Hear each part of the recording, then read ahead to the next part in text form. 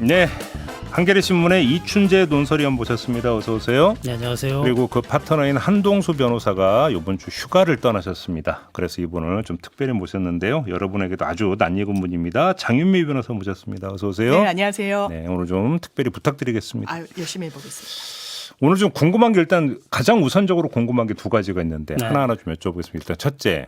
한덕수 전 총리가 어제 불려가서 조사를 받았습니다. 네. 언론 보도로 보니까 이르면 오늘 구속영장이 청구될 것 같다라는 보도가 나오던데 그렇게 지금 전망하고 계십니까? 예, 그런 보도가 많이 나오고 또 실제로 그럴 움직임인 것 같습니다. 아, 그래요? 지금 내란 특검의 속도를 봤을 때는 음. 지난번에 이제 이상민 전 장관도 구속을 했잖아요. 근데 그 혐의 못지않게 아마 좀 무겁게 보는 것 같아요. 그렇죠. 예, 가장 중요한 거는 이제 그 비상계엄의 그 적법성 그러니까 네. 그걸 갖추기 위해서 국무회의를 소집을 건의하고 실제로 주도했으니까 한 총리는 뭐 이게 만류하려고 했다라고 하지만 당시 그 뭐 조태열 장관이라든가 뭐 최상목 부총리들이 경찰이나 검찰에서 한 진술을 보면 만류하는 분위기는 아니었다는 거거든요. 그런 나왔으니까. 그러니까 지금까지 언론 보도를 종합 보면 크게 두 가지잖아요. 하나는 그 사후에 계엄 선포문 작성했다가 이제 그것도 있고. 없애라고 네. 했다는 네. 거. 이 자체도 일단 범법 행위는 맞는 거죠. 당연히 그렇죠. 왜냐하면 허위 공문서를 작성을 했으니까 작성 순간 그 네. 부분은 제가 성립하는 거고 근데 폐기는 그 사후의 사정. 알아서 폐기했으니까 없던 일로 하자. 혹시 이거는 성립이 안 되는 겁니까? 그거는 범죄가 성립한 이후에 그냥 사후 사정에 불과하다고 특검은 볼 수밖에 없을 것 같습니다. 아, 그래요? 네. 나중에 그 폐기를 했더라도 그런 그렇습니다. 허위 공문서 작성 행위는 네, 네. 기수가 돼 미수가 아니라 기수가 되는 이미 거죠. 기수죠. 예, 그래요. 범죄는 마침표 찍은 거죠. 또 한 가지는 국회에 나와서도 그렇고 헌재에 가서도 그렇고 결과적으로는 뭐 아주 떳떳하게 위증을 네. 했던 거잖아요. 네. 그 영상이 안 나올 거라고 그렇게 믿었던 걸까요? 그랬던 것 같아요. 왜냐하면 그 장소가 원래 국무회의를 개최하던 곳이 아니었기 아니었다는 때문에. 거잖아요. 네. 되게 긴급하게 했고 또 CCTV도 원래는 설치가 안 돼 있었는데 김용현 전 장관이 좀 부랴부랴 했던. 그러니까 알았다면 CCTV가 나를 비추거나 그게 녹음돼 있는 그러니까 영상이 있다는 걸 알았다면 이런 반하는 진술을 일관되게 하지는 못했을 것 같습니다. 영상이 이렇게 튀어나올지 그걸 예상을 못했다. 근데 영상은 이건 뭐 흔들림 없는 객관적 물증이잖아요. 네. 거기다가 지금 사후 선포문 작성은 강희구 부속실장인가요? 맞습니다. 지금 그냥 다 진술한 거잖아요. 그럼 뭐 혐의 입증에는 전혀 문제가 없다 이렇게 봐도 되는 거죠. 김주현 그러니까 우리가 그 삼청동 안가 모임 4명이 모였던 그 12월 4일이었고 이제 5일 날 그 모임 끝나고 나서 김주현 민정수석이 강희구 부서실장한테 얘기를 한 거잖아요. 이게 사후 그 계엄 선포문이 필요하다 네. 이렇게 얘기하니까 강희구 실장이 그거 가지고 이제 한 총리한테 얘기를 한 거였으니까 일련의 그 과정이 맞춰지는 거거든요. 그래서 예. 아마 이거 부인하기 힘들 것 같은데. 예. 근데 얘기하니까 전직 총리가 구속되고 기소된 일이 있나요? 지금 기억이 저는 헌정사에 네. 얘기를 하면서 계속 떠올리는데 별로 기억이 없네요. 특히 없네요. 구속된 경우가 예. 거의 뭐 현직도 아니고 사후에 그러니까요. 직에서 내려온 이후에. 네. 그런데 아마 구속영장 청구는 초읽기에 들어갔다 임박했다라고 하는 게 어제도 진술을 종전의 진술을 그대로 되풀이한 게 아닌가라고 추정이 돼요. 그런데 말씀 주신 대로 너무 명징하게 거짓말. 처음에도 사실 정황상 믿기가 어려웠습니다. 계엄 문건이라고 난 본 적도 없다. 집에 갔다가 다시 출근해서 보니 뒷주머니에 꽂혀 있었다. 그렇죠. 왜냐하면 총리에게 어떤 참모진도 그 뒷주머니에 문건을 꽂아 넣을 수 있는 사람은 있다고 상상하기가 좀 어려운 부분이 있고 부하가 어떻게 그런 생각 그리고 꽂아 넣을 때 그걸 인식하지 못했다는 것도 사실 믿기 그것도 어렵고 말이 안 되는 얘기. 근데 그 주장을 밀어붙였거든요. 그런데 그걸 계속해서 일관되게 한다면 특검으로서는 그대로 불구속 수사 상태로 조사받게 하면 말 맞추겠구나. 증거인멸하겠구나. 그런 심증을 강하게 줬을 수밖에 없어 보입니다. 그러니까 지금 이상민 구속 어제 기소까지 했다고 하더라고요. 네. 그다음에 이번에 한덕수. 그럼 그 다음은 이제 최상목 이렇게 되는 걸까요? 최상목 그 전 부총리도 사실은 빠져나가기 힘들 거 아닙니까? 이제 물론 이제 수사 어떻게 되는지는 좀 봐야 될 것 같은데 네. 이제 뭐 위증 문제를 이제 제기를 하죠. 최상목 부총리 같은 그렇죠. 경우에는 그렇죠. 뭐 예. 나중에 보니까 일단 보장을 해서 줬다 뭐 이런 얘기 많이 했었잖아요. 차관부한테 줬다니 많이 막 그런 얘기 했는데 실제로 보면은 받은 게 나왔잖아요. CCTV에서. 그리고 그래서 네. 어떤 문건에 있는 걸 실행하기 위해서 그래서 이제 회의를 회의를 소집했다. 또 소집했고. 예. 그러면 이미 실행에도 들어갔다고 봐야 되는 거예요? 이른바 F4 회의라는 게 새벽에 본인들은 어떤 뭐 유동성 문제와 관련해 가지고 긴급 점검을 위해서 했다라고 하지만 그 문건의 내용 등과 맞춰봤을 때는 그래 보이지 않아요. 왜냐하면 비상 입법 기구를 가동을 시켜야 되고 거기에 지원할 돈이 필요하고 예산이 필요하고 그렇다면 거기에 단순히 정말 경제 흐름이 걱정이 돼서 모였다. 그거는 그거는 인정하기 어렵고 아마 그 당시에 어떤 내용이 있었는지도 특검은 진술 확보를 했을 겁니다. 그럼 다음 수순은 말씀 주신 대로 최상무 전 그 경제부총리가 될 가능성이 높아 보이죠. 그 얘기를 했으니까 요거까지 좀 여쭤볼게요. 어제 전현희 의원하고 인터뷰할 때 이제 나왔던 건데 지금 이제 그 이 국회에서의 위증은 내란 어떤 청문회 과정에서 나온 거잖아요. 그래서 이제 근데 국정조사 특위가 해체가 돼버렸기 때문에 위증죄 고발 주체가 없다. 그렇죠. 그래서 이게 본회의 의결로 그러니까 고발하는 어떤 법안을 낼 거라고 했는데 네. 실효성은 어떻게 평가를 하십니까? 이게 그러니까 그 박근혜 국정농단 때 사실은 거기에 이제 그때도 이제 청문회가 있잖아요. 국정조사 할 때. 청문회에 나온 그 이른바 비선진료 관련해서 이제 그 증인들이 나왔었는데 의사들 이런 사람들 교수들이 다 이제 위증을 해가지고 나중에 보니까 수사 결과 달라지니까 그래서 그때 이제 그걸 위증 혐의로 고발을 했거든요. 네. 나중에 이제 그 특위가 해체되고 나서 고발했기 때문에 그 마지막 대법원 판결에서는 다 무죄가 나요. 이게 공소기각. 그러니까 특위가 이미 해체됐기 때문에 고발은 특위가 해야 되는데 주체 문제 가지고 그렇죠. 그 문제. 그 문제가 생겨서 아마 이번에 이제 그 전 의원이 얘기하는 거는 이제 그런 취지로 얘기를 하는 것 같아요. 그래서 그러니까 물어봤더니 이제 이게 또 법률 불소급 이런 원칙이 또 있잖아요. 헌법에서. 그래서 이제 위헌적인 요소도 또 있다 뭐 이런 주장을 하는데 또 그게 아니라 원래 이제 그 법률 불소급은 죄가 아니었던 거, 옛날엔 죄가 아니었던 거를 일부러 처벌하려고 죄를 만들 때 그 원칙이기 때문에 이거는 특별법에다가 이거를 추가하면 충분히 그 위헌 논란 없이 할 수 있다 이렇게 또 얘기도 하더라고요. 그러니까 위증 문제는 아마 그 입법을 하면 그리고 당시 그 국정농단 때도 대법 판결이 보면 그런 내용이 나와요. 그러니까 이걸 입법으로 해결해라. 지금 그때 그런 얘기가 있었어요. 주문이 있었어요. 예, 그 대법 판결의 취지가 그런 게 있었고 그리고 아마 대법관 4명 정도가 이제 소수 의견을 내죠. 만약에 이런 상황 같은 경우 이렇게 그 기간을 정해버리면 그러니까 그 특위가 해체될 경우에는 위증 같은 문제를 처벌할 수 없으니 그 수사기관에서 이거 수사해서 하도록 해야 된다 이런 소수 의견이 있었거든요. 그러면 만시지탄이네. 말 그대로 그러네요. 그때 대법원에서도 입법으로 해결하러 그때 바로 했으면 이건 그냥 가는 거잖아요. 그러니까 그렇죠. 논란도 네, 없고. 그러니까 알겠습니다. 그다음에 또 하나 관봉권 미스테리를 좀 한번 얘기를 좀 해야 될 것 같은데 일단 우리 위원님은 어떻게 보세요? 글쎄 저는 이게 너무 참 황당한 일이고 정말 처음 듣는 얘기라. 근데 지금 아마 검찰에서는 꼬리 자르기를 하려는 것 같아요. 직원으로 뭐 전입한 지 얼마 안 된 직원이 실수를 했다라고 하는데 그거는 제가 보기에는 정말 좀 심하게 얘기하면 새빨간 거짓말 같고 왜냐하면 압수물이라는 게 수사의 시작이 상당히 중요한 거기 때문에 직원들이 이 압수물을 처리할 때는 검사 지휘를 받습니다. 그러니까요. 네. 작년에 혹시 기억하시는지 모르겠는데 작년에 무슨 일이 있었냐면 그 윤석열 명예훼손 사건에서 언론사들 압수수색 많이 했잖아요. 그 중에 한 사람이 이제 그 인터넷 언론 그 뉴스버스 거기에 이진동 기자였는데 그 검찰이 그때 이제 이진동 기자 뭐 다른 사람도 마찬가지지만 휴대전화를 통째로 그래서 포렌식에서 올렸다라는 그래서 이제 그거를 그 중에 그러면 이진동 기자는 법조 기자니까 그걸 알죠. 영장에 있는 내용만 증거로 쓰고 나머지는 폐기해라 이렇게 이제 현장 포렌식 가서 이렇게 주장한 거예요. 그랬더니 그 직원이 하는 얘기가 잠깐만 기다려보세요. 우리 이거 압수물 처리는 다 검사 지휘 받아서 합니다. 해가지고 검사한테 지휘를 받아서 압수 대상이 아닌 것까지 이른바 디넷이라고 하는 대검 그 서버에 다 넣어놓은 거였죠. 그게 이제 불법이라고 해서 논란이 됐는데, 그러니까 거기 그 과정이 들킨 거예요. 그러니까 다시 말하면 압수물에 대한 모든 그 처분 권한은 다 검사의 지휘를 받아서 하는 거거든요. 그렇죠. 그래서 지금 이 현금이 출처를 추적하는 데 있어서 가장 기본이 되는 증거인데 띠지라는 게 이거를 지금 분실했다?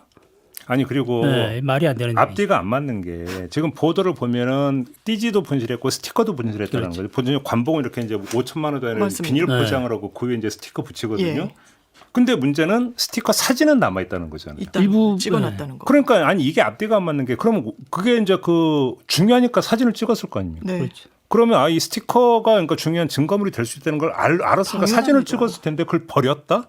이게 앞뒤가 맞느냐라는 그러니까 왜 그런 분실했냐 그 경위를 설명을 하는데 돈이 이제 뭉칫돈이 나와서 띠지를 약간 제거를 하고 돈을 셌어야 아니, 됐다는 거예요. 돈을 세려면 띠지는 풀어야 되죠. 풀어야 되죠. 그건 알겠어요. 그럼 네. 다시 묶으면 되잖아요. 근데 저는 돈보다 더 중요한 게 여기선 띠지예요. 그렇죠. 왜냐하면 이 관본권의 띠지는 일반 이제 시중운양의 띠지랑도 완전히 다른 게 처리 부서가 있고 이 식별 번호가 나오고 담당자 코드가 적혀 있고 검소한 일자까지 있어서 이것을 그냥 인지하고 있으면 어디서 흘러나왔는지를 그냥 명징하게 알 수 있는데 그것을 돈을 세느라고 잃어버렸다? 믿기 어려운 거죠. 의도적인 훼손 내지 유실이 아니냐라는 이야기까지 나오는 거죠. 근데 여기서 아까 제가 JB타임스에서 그거를 좀 궁금하다고 제기한 게 있는데 그 남부지검에서 압수수색을 해서 관본권을 확보했다는 보도가 4월에 나오거든요. 맞습니다. 제가 뒤져보니까 네. 최초 보도가 4월에 나와요. 근데 남부지검의 해명을 보면 이 분실된 사실을 4월에 가서 알았다. 네. 또 이렇게 해명을 하거든요. 그러면 해명 그대로 하면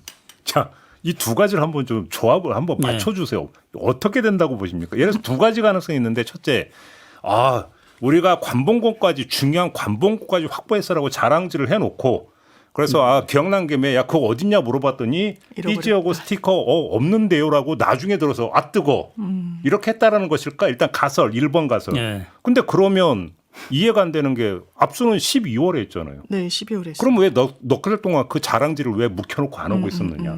말이 안 된다.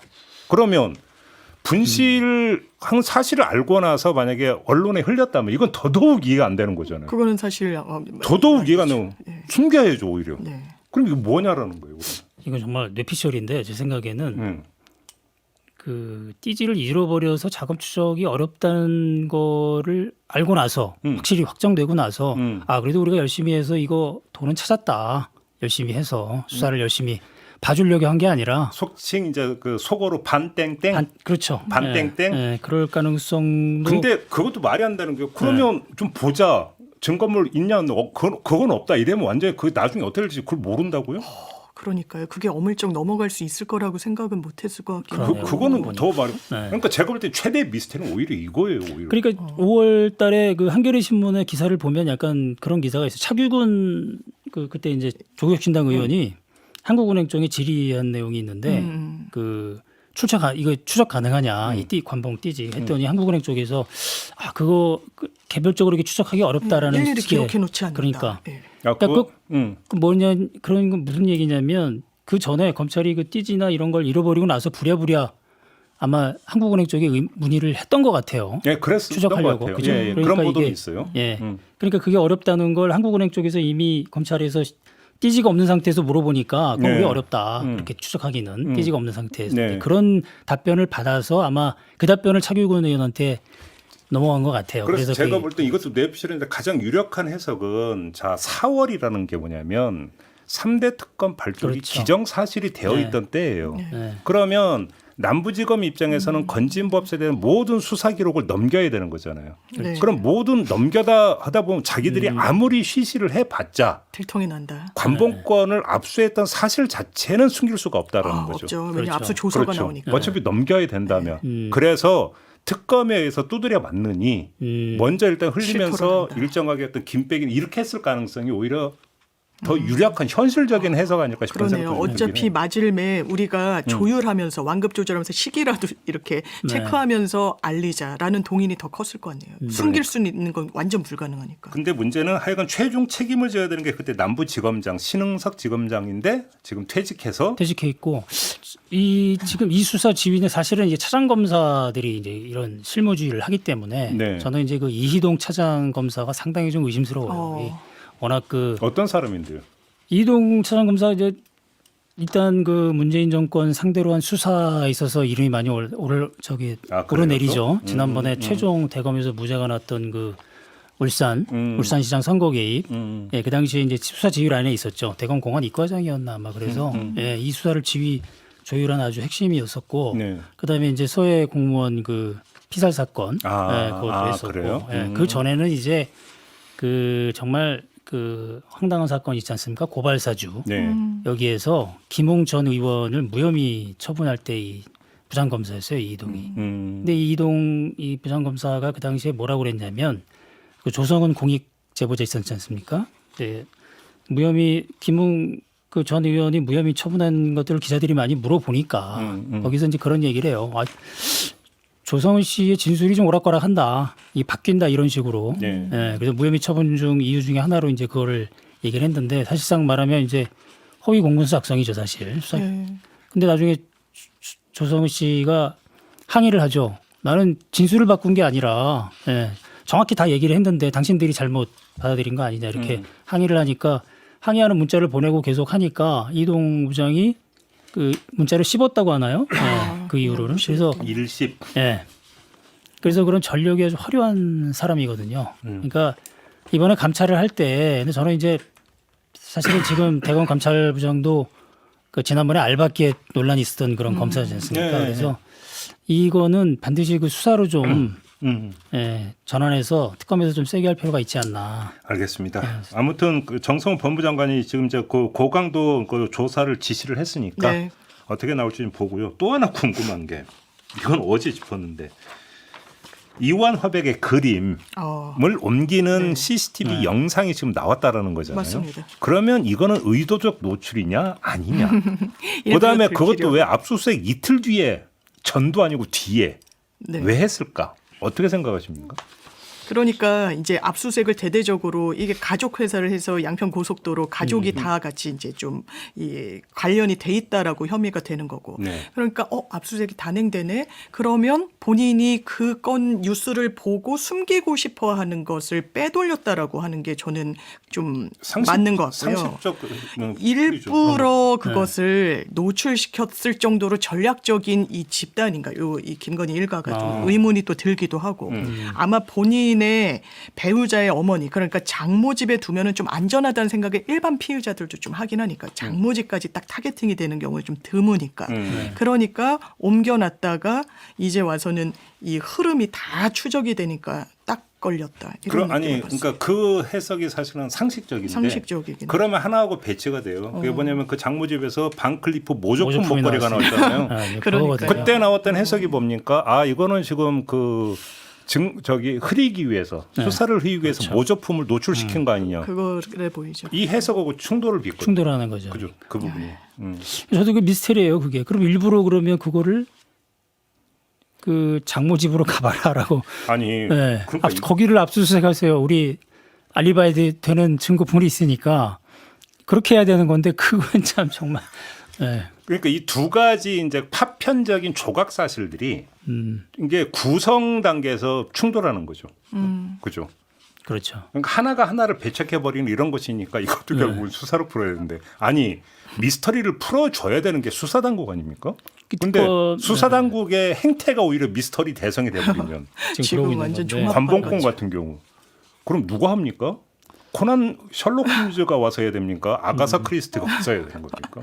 예? 결과가 특검에서 하여튼 할 일이 많습니다 보니까. 그러니까. 알겠고요. 그러니까 지금 일단 제가 궁금한 거 위주로 좀 말씀을 드렸는데 우리 두 분께서 보실 때 하루가 멀다고 좀 쏟아지잖아요. 거기서 그렇죠. 요거 하나는 좀 특정해서 좀 집중적으로 봐야 된다는 포인트가 있던 우리 이춘재 위원님은 어떤 겁니까? 저는 이제 그 관저 특혜 의혹의 관저공사 그거에 관련돼서 이제 좀 김건희 특검에서 열심히 하고 있는데 지금 오늘도 한겨레가 또 뭐 단독 보도한 게 있더라고요. 그러니까 이게 지금 이미 지난 감사원 감사 때부터 말이 많았던 그런 내용들이에요. 감사원에서 처음에 이제 시민단체, 참여연대나 이런 시민단체들 고발로 시작을 해서 감사를 시작을 했는데 약 2년 가까이 그냥 시간을 끌다가 나중에 그렇죠. 뭐 경호처 관련해서 뭐 주의 정도 하는 수준으로 끝냈거든요. 근데 지금 보면은 그 정도가 아니라 사실은 검찰에 고발을 할 정도로 이게 상당히 중요한 내용들이 혐의들이 나오잖아요. 근데 그 당시에 보면은 감사위원들이 지금 이제 그 내란 특검 가 있는 지금 조은석 내란 특검이 그때 감사위원이었는데 그 감사위원 조은석 감사위원을 비롯한 감사위원들이 지적을 합니다. 이 감사 되게 부실하다.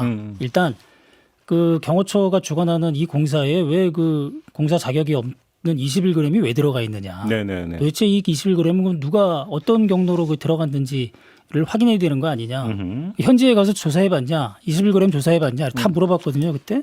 근데 이제 그때 그거를 감사위원들이 이제 그 내용 가지고 문제 제기를 하니까 감사 결과를 발표하지 못하고 계속 또 추가 감사, 보완 감사한다고 시간을 끌었었거든요 그때.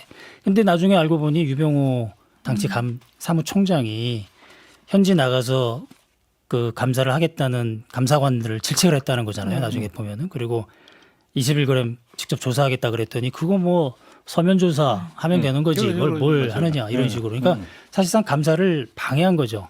예, 그래서 그 최재해 감사원장도 당시 이제 국회에 나와서 국회 쪽에서 21g 얘기를 물어보니까 그 부분은 뭐 자기네들 감사 포인트가 아니었다는 이런 이상한 소리만 하고 그래서 이번 그 특검 그 감사 그 관저감사 관련해서는 이 감사원 수뇌부에 대한 조사가 반드시 필요하다고 봐요. 이 최재해 감사원장은 이제 11월 달에 임기가 이제 그만두는데 네, 그렇죠. 예, 그렇게 무사히 퇴직하게 놔두면 안 되는 사람인 것 같아요. 지금 보면은. 예. 그래요. 예, 책임을 반드시 물어야 된다. 책임을 물어야 되는 현직에 거죠. 있을 예. 때. 예. 우리 장미 변호사는 좀 특별히 그러니까 본 포인트가 네, 있습니까? 저는 일단 이 특검에선 통일교가 너무 전방위적이어가지고요.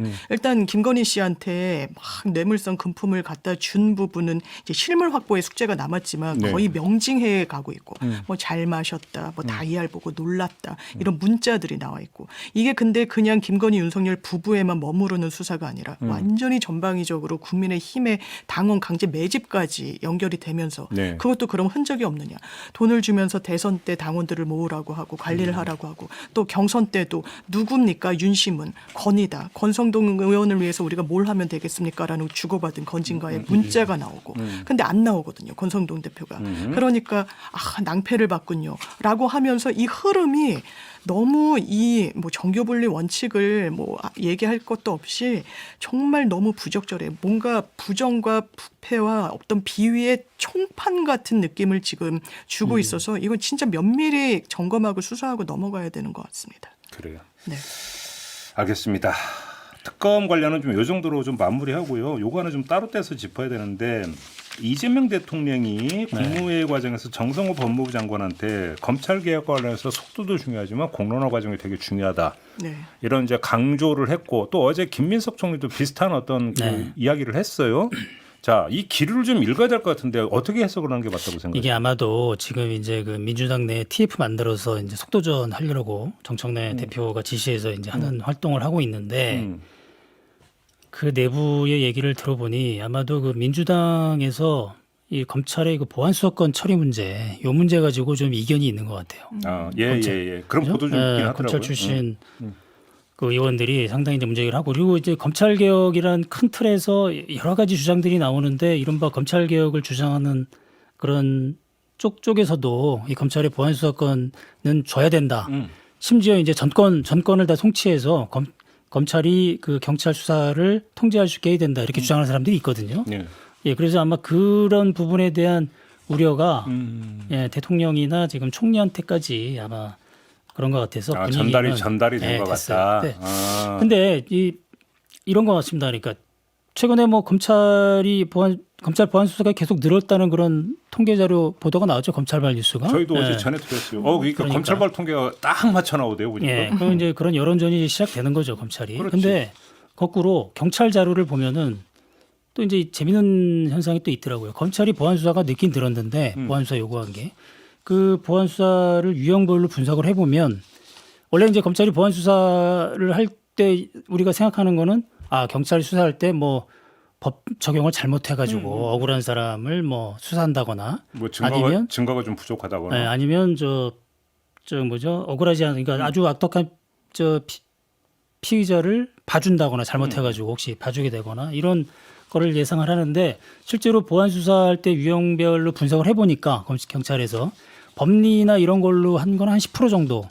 나머지는 그냥 사실관계 보안이에요. 그러니까 요거 좀 더 해보세요. 뭐 더 이렇게 해보세요. 그렇죠. 네, 이런 식으로. 근데 그걸 또 이제 보면은 사실관계 보안이라는 거 봤을 때 그 내용들을 또 분석을 해보면 그 사실관계 보완을 해가지고 검찰의 그런 처분이 달라지는 게 극히 드물었다는 거죠. 그러니까 그 얘기는 뭐냐면 그냥 수사 과정에서 조금 약간 증거가 부족하거나 이런 부분만 보완이 된 거지 네. 법리 자체가 잘못 적용되거나 이런 건 없었다. 그리고 또 하나 좀 재미있는 거는 보안 수사가 이렇게 경찰에 요구되는 그런 통계를 분석을 해보니 월초보다 월말이 한 3배 이상 많았다는 거예요. 그러니까 무슨 얘기냐면 그거는 행정적인 이유로 이제 월말에 한꺼번에 자기네들 월말 단위로 검찰이 사건을 처리하니까 월말에 몰아서 이제 하는 거죠. 창고 방출이네요. 그런 식으로. 그 얘기는 뭐냐면 지금 이제 그런 얘기를 하거든요.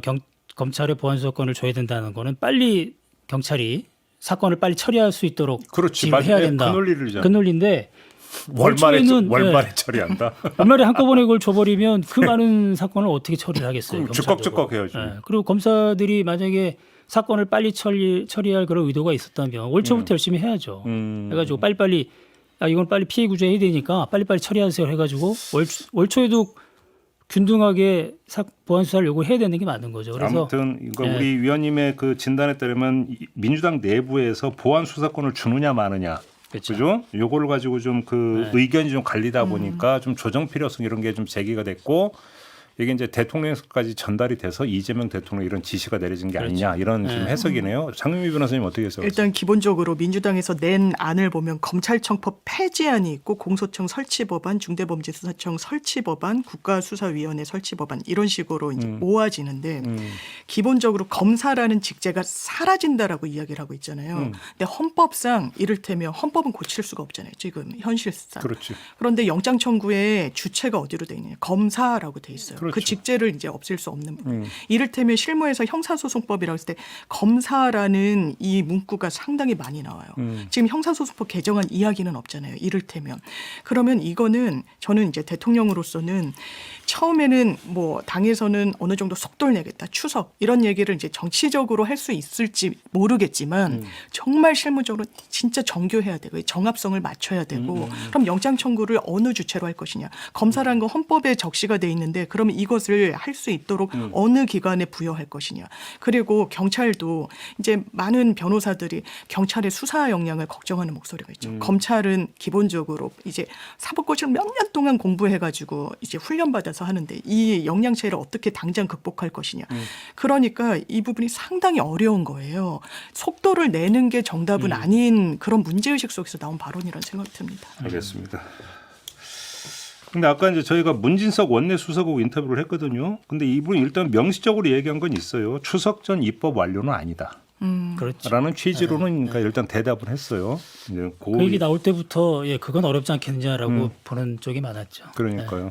요즘 그거 하고 시간이 다 됐는데 자 요거 하나는 좀 두 분의 개인 견해가 좀 궁금해서 여쭤보는데 자 이제 그 추미애 법사위원장이 선출이 되면 법사위에서 바로 서울구치소에 영상 제출하라고 의결을 할 예정인 것 같습니다. 영상이 왔다고 칩시다. 네. 그러면 모든 국민이 다 볼 수 있게 속옷 저항, 속옷 반항 영상을 전 국민이 볼 수 있게 공개하는 게 좋을까요? 아니라고 어떻게 해야 된다고 생각하십니까? 저는 별로 그렇게 보고 싶은 사람이 많지는 않을 것 같아요. 왜냐하면 그 뉴스 나왔을 때 그 제 지인들이 이게 상상하는 것조차도 괴롭다고 힘들다. 하는 사람들이 있었거든요. 그래서 그래요? 굳이 저 같으면 보고 싶지는 않은데. 보고 싶지는 않다. 네. 근데 이 개인정보라는 게 개인 식별할 수 있는 정보라서 이제 얼굴 윤곽 같은 게 나오면 개인정보고 그러면 공개를 하려면 이제 근데 최소한의 모자이크가 아무 의미가 없잖아요. 이건 없죠. 전혀 완전 없는 거잖아요. 예. 그럼 공개했을 때 어떤 실효성과 공개하지 않았을 때 어떤 개인정보 보호성을 좀 형량을 해야 되는 부분인 건데 일단 그쪽에 대리인이 공개해라. 오히려 우리도 좋다라고 이미 나섰기 때문에 그 문제는 비교적 쉽게 해결될 수도 있고 그러면 공개했을 때 이게 어떤 파장이 있을 것이냐. 윤석열 변호인단이 주장한 건 국민한테 공개하는 걸 동의했다는 게 아니라 체포영장 집행 과정에서 위법성이나 문제를 보기 위해서 영상을 열람하는 거에 동의한 거다. 이 얘기였어요. 그러면 공개까지도 사실 지난한 과정이 있을 것 같고요. 그리고 공개가 설사 된다고 하더라도 윤석열 전 대통령 변호인단 이쪽에서 만약에 제동을 걸면 일단 공개가 안 될 수도 있는 겁니까? 안 될 수도 있죠. 법적으로? 개인정보. 예, 본인 동의가 또 필요한 부분이 CCTV가 대단히 제한적으로. 본인 하잖아요. 동의가 있어야 되나요? 법적으로는? 예. 그렇게 되는 거군요. 그러면 그러니까 이렇게 법사위원들로 한정이 그렇죠. 돼서 한정해서 보는 건 본인 동의 없어도 되고 그거는 봐야 될 것 같은데 그 정도까지는 상당한 재량 범위 있다고 판단받을 것 같습니다. 다만 전 국민에게 그러니까 뭐 공개되는 건 아마 좀 어려울 것 같아요. 개인 정보에 해당이 되면 네. 개인의 동의가 있어야 된다. 또 그런 또 허들이 있네요. 아니 제이비는 보고 싶으세요? 솔직히 하면 저도 별로 보고 싶었어요. 저는 보고 싶습니다. 그래요? 네. 마무리할게요. 두 분 수고하셨습니다. 감사합니다. 네, 저도 감사합니다. 물러가겠습니다. 고맙습니다.